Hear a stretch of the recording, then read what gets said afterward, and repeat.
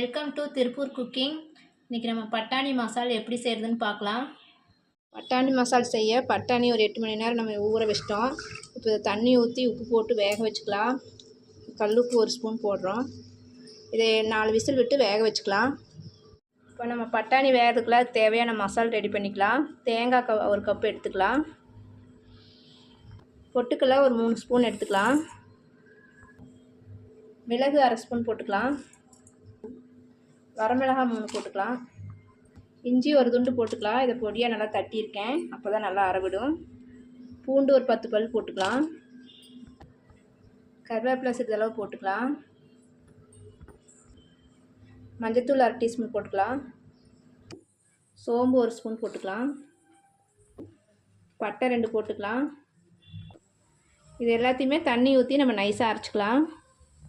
இப்போ கடாயை அடுப்பில் வச்சிட்டோம், அது சூடாயிடுச்சு. கல்லெண்ணெய் 2 ஸ்பூன் ஊற்றிக்கலாம்.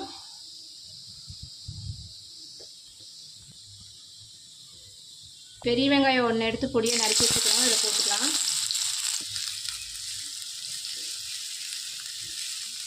கருவேப்பிலை சிறிது போட்டு வதக்கிக்கலாம்.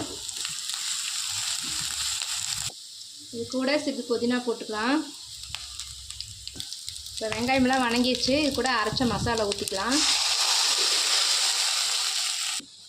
மசாலுக்கு தேவையான உப்பு கொஞ்சமாக போட்டுக்கலாம். ஏற்கனவே பட்டாணியில் உப்பு போட்டிருக்கோம், அதனால் இதில் கொஞ்சமாக மட்டும் போட்டுக்கலாம்.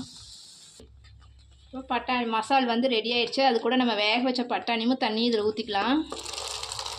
தண்ணி அப்படியே கீழே ஊற்றிடாதீங்க, இதிலே ஊற்றி கொதிக்க வைங்க.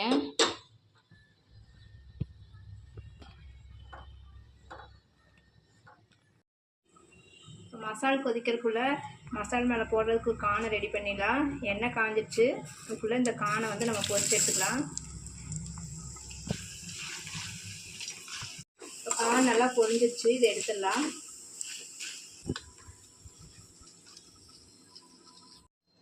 நம்ம இது கூட பானிபூரியும் பொரிச்சு எடுத்துக்கலாம். நம்மளுக்கு தேவைன்னா போட்டுக்கலாம்.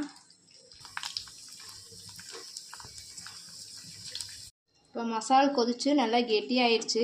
நீ அடுப்பு ஆஃப் பண்ணிடலாம். இப்போ பட்டாணி மசால் மேலே நம்ம பெரிய வெங்காய பொடியாக நறுக்கி வச்சுக்கிறோம், அதை போட்டுக்கலாம். தக்காளி பொடியாக நறுக்கி 1 வச்சுருக்கேன், அதை போட்டுக்கலாம். கூட துருவின கேரட் 1 இருக்குது, அதை போட்டுக்கலாம். இது கூட நம்ம பொரிச்ச கான் இருக்குது, அதையும் போட்டுக்கலாம். பொரிச்ச பானிபூரியும் இப்போ இதில் போட்டுக்கலாம் உடச்சி. இது கூட நம்ம பருப்பு வடையும் பொடியாக பிச்சு போட்டுக்கலாம், இன்னும் நல்லாயிருக்கும். இப்போ பட்டாணி மசால் ரெடி ஆயிடுச்சு.